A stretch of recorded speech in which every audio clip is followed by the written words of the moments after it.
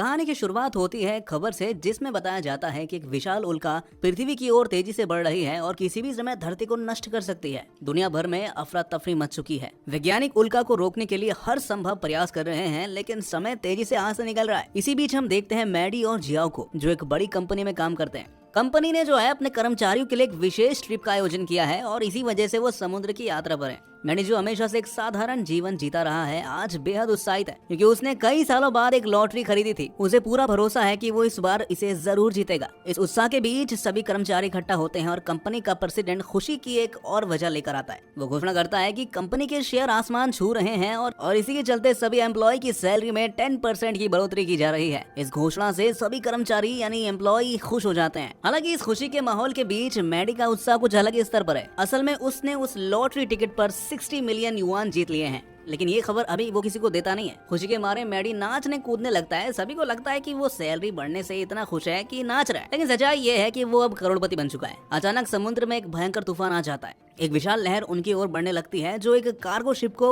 अपने साथ लेकर आ रही थी। सभी ये देखकर घबरा जाते हैं। उनकी नाव पानी के नीचे चली जाती है और वहाँ उन्हें एक विशाल व्हेल दिखाई देती है। इस खतरनाक मंजर को देखकर सभी के दिल दहल जाते हैं। लहरें उन्हें अपने साथ अनजान दिशा में ढकेल ले जाती है। जब उनकी आंखें खुलती हैं तो वो खुद को एक चट्टान पर पाते हैं। उनकी नाव पूरी तरह से क्रैश हो गई है, जो अब बिल्कुल भी चलने लायक नहीं है। मैडी अपने सबसे कीमती चीज लॉटरी टिकट को चेक करता है और राहत महसूस करता है कि वो सही सलामत है कि नहीं। लेकिन अब उनके सामने एक असली चुनौती है। इस सुनसान जगह पर कैसे जिंदा रहें और वापस घर कैसे लौटे। चट्टान पर पहुंचने के बाद सभी लोग घबराए हुए थे। उनकी तबीयत खराब है, उल्टियां हो रही थी और भूख प्यास से वो परेशान थे। इसी बीच मैडी को एक जानी मानी आवाज सुनाई देती है। ये शीना की आवाज है जो मदद के लिए पुकार रही थी। मैडी बिना समय गवाए उसकी मदद के लिए दौड़ता है। जंगल में उसे शीना दिखाई देती है जिसका पैर एक बड़े पत्थर के नीचे फंसा हुआ है। मैडी पत्थर हटाकर शीना को बाहर निकालता है। इसी दौरान प्रोफेसर बिल जो उनके साथ यात्रा पर थे सभी को बताते हैं कि उन्होंने न्यूज में सुना था कि एक विशाल उल्का पृथ्वी की ओर आ रही है। वो कहता है कि हो सकता है कि अब तक उसने काफी कुछ नष्ट कर दिया होगा। हालांकि किसी को भी उसकी बातों पर यकीन नहीं होता। मैडी जो अपनी लॉटरी जीतने की खुशी में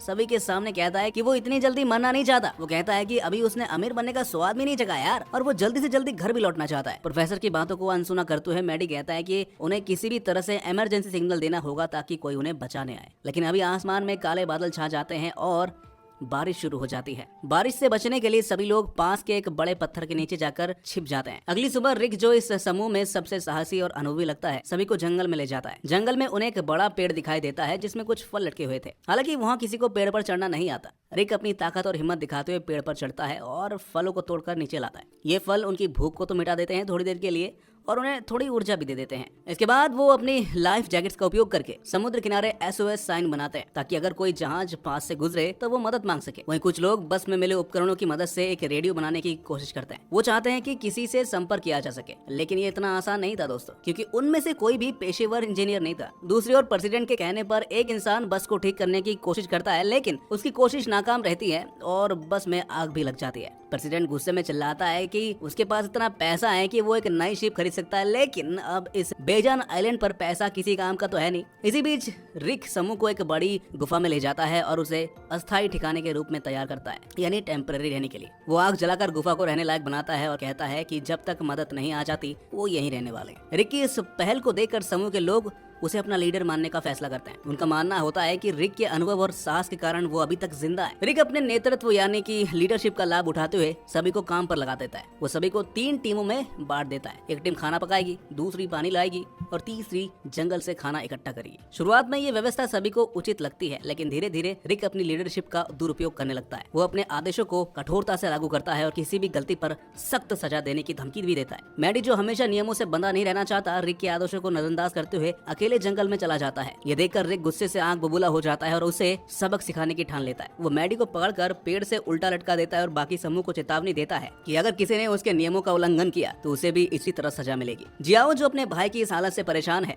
रात को चुपके से मैडी को पेड़ से उतारता है। दोनों भाई इस तानाशाही से तंग आ चुके थे और फैसला करते हैं कि वो इस जंगल से निकलने की कोशिश करेंगे। उन्होंने पहले से एक छोटी सी राफ्ट बनाई थी और अगले दिन सुबह इसे इस्तेमाल करके भागने की योजना बनाते हैं। सुबह होते ही मैडी शीना से कहता है कि वो भी उनके साथ चले, लेकिन शीना मना कर देती है। है। वो उसे समझाने की कोशिश करती है कि इतनी छोटी नाव में समुद्र पार करना पॉसिबल तो है नहीं और साथ ही साथ ये खतरनाक भी हो सकता है। मैडी अपने भावनाओं को छिपा नहीं पाता और कहता है कि उसने ये लॉटरी टिकट सिर्फ उसके लिए खरीदी थी ताकि वो दोनों मिलकर एक बेहतरीन जीवन जी सके। शीना उसकी भावनाओं को ठुकरा देती है जिससे मैडी का दिल टूट जाता है। निराश मैडी अपने भाई के साथ उसी छोटी नाव पर निकल पड़ता है। नाव में बैठे हुए मैडी अपने भाई से कहता है कि उसने अपने बचपन में गरीबी और संघर्ष देखे हैं। वो अब ये सुनिश्चित करना चाहता है कि उसे ऐसी जिंदगी दोबारा ना जीनी पड़े। वो एक ऐशो आराम भरी जिंदगी के सपने देखता है। समुद्र के बीचों बीच उन्हें एक मरा हुआ पोलर बेयर दिखाई देता है। ये नजारा उन्हें डराता है और वो सोचने लगते हैं कि शायद पृथ्वी के कई हिस्से जलमग्न हो चुके होंगे, यानी कि जल कर राख हो गए होंगे। हालांकि पोलर बियर का मांस उनके लिए खाने का इंतजाम करता है। वो इसे लेकर वापस गुफा में लौट आते हैं। जब वो मांस लेकर गुफा में आते हैं तो समूह के लोग उसे देखकर खुश हो जाते हैं, लेकिन रिक इस बात से नाराज होता है कि उसने नियम तोड़े हैं। वो मैडी और जियाओ को सजा देता है। उन्हें रात भर जगाकर काम करवाता है और दूसरों को चेतावनी देता है कि अगर किसी ने उसके नियमों का उल्लंघन किया तो उसे भी सजा भुगतनी पड़ेगी। समूह के लोग धीरे धीरे रिक के इस तानाशाही रवैये से नाराज होने लगते हैं। वो महसूस करते हैं कि उनका नेता अब अपनी ताकत का गलत प्रयोग कर रहा है। प्रेसिडेंट जंग, जो इस परिस्थिति से टूट चुका है, अपनी बेटी की तस्वीर देखकर उसे याद करता है। वो अपनी सारी नकदी समुद्र में फेंक देता है क्योंकि अब ये पैसा किसी काम का नहीं रहा। जंग और मैडी के बीच एक अनएक्सपेक्टेड दोस्ती पनपती है। जंग मैडी को समझाता है कि उन्हें इस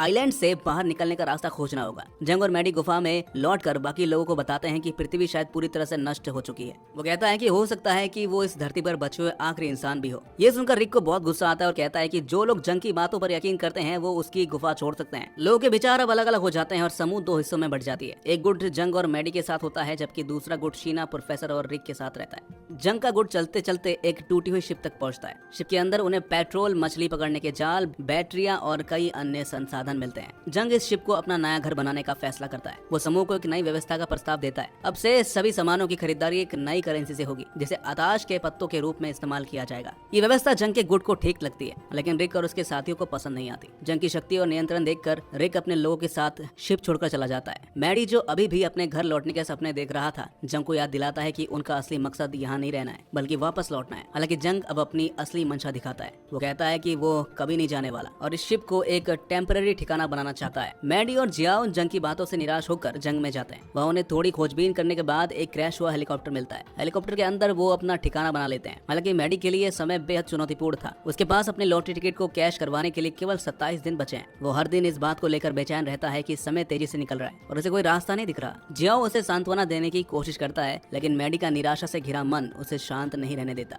60 दिन बीत जाते हैं। मैडी और जियाओ की हालत खराब हो चुकी है। जब वो शिप पर लौटते हैं तो देखते हैं कि जंग ने पूरी व्यवस्था बदल दी। लोग अब उसे लीडर मान चुके हैं। शिप के अंदर आताश पत्तों का इस्तेमाल करेंसी के रूप में हो रहा है। रिक का गुट भी जंग के साथ शामिल हो चुका है, जिसमें शीना भी है। हर कोई अपनी जरूरत की चीजें खरीदने के लिए इन पत्तों का इस्तेमाल कर रहा है। मैडी जंग से मछली का जाल उधार मांगता है, लेकिन जंग देने से मना कर देता है। इसके बजाय वो उसे धक्के देकर शिप से बाहर निकाल देता है। एक दिन समुद्र में अचानक से आसमान से मछलियां गिरने लगती है। सैकड़ों मछलियों को देखकर मैडी और जियाओ बेहद खुश हो जाते हैं। वो उन मछलियों को इकट्ठा करते हैं और उन्हें स्टोर कर लेते हैं। मैडी के दिमाग में एक योजना आती है। वो इन मछलियों को बेचकर सामान जुटाने और करेंसी हासिल करने की योजना बनाता है। जियाओ भी इस योजना को सही मानता है। दोनों भाई रिक और जंग के गुटों के पास जाकर मछलियां बेचते हैं। मछलियों को लेकर दोनों गुटों में होड़ मच जाती है। इस तरह मैडी और जियाओ धीरे धीरे अपने व्यापार से मजबूत होने लगते हैं। मछलियों की बिक्री से हुए लाभ ने मैडी और जियाओ को मजबूत बना दिया है। अब लोग उन्हें लीडर मानने लगते हैं। समूह में उनकी लोकप्रियता बढ़ने लगती है। मैडी सुझाव देता है कि उन्हें अब एक नए आइलैंड की खोज करनी चाहिए जहां इंसान हो और उनसे मदद मिल सके, लेकिन जंग इस बात को सिरे से खारिज कर देता है। वो कहता है कि यह धरती का आखिरी हिस्सा हो सकता है।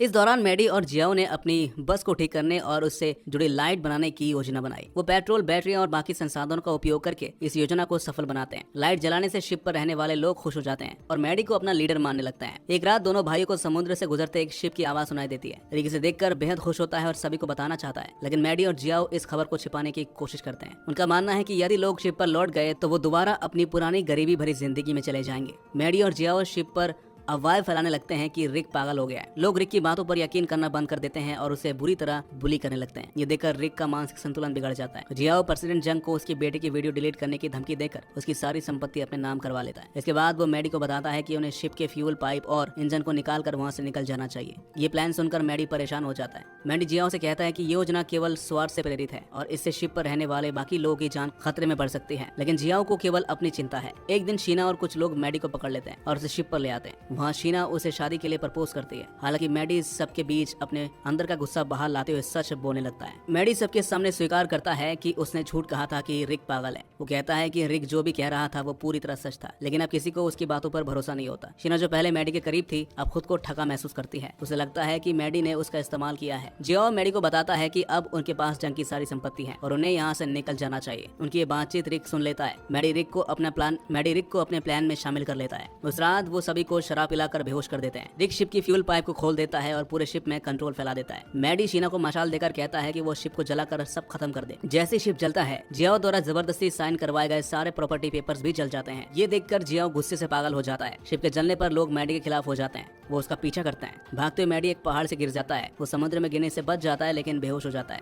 सुबह वो किनारे पर जागता है और शीना को अपने पास पाता है। शीना उसे बताती है कि बाकी लोग शिप छोड़कर जा चुके हैं। वो कहती है कि वो उसे अकेला छोड़कर नहीं जाएगी। अगली बार जब कोई शिप यहाँ पर आएगा तो वो दोनों यहाँ से चले जाएंगे। मैडी ये सुनकर हंसने लगता है और शीना भी मुस्कुराती है। शीना और मैडी अब अपने नए जीवन की ओर कदम बढ़ाने का फैसला करते हैं। शिप के जलने और संघर्ष के बाद वो समझ जाते हैं कि जीवन में सबसे जरूरी चीज रिश्ते और एकता है। इस सुखद और प्रेरणादायक दृश्य के साथ कहानी समाप्त होती है। तो दोस्तों कैसी लगी आपको ये कहानी कमेंट में जरूर बताएगा और ऐसे ही मूवी एक्सप्लेनेशन देखने के लिए हमारे इस चैनल को सब्सक्राइब जरूर कर लीजिएगा।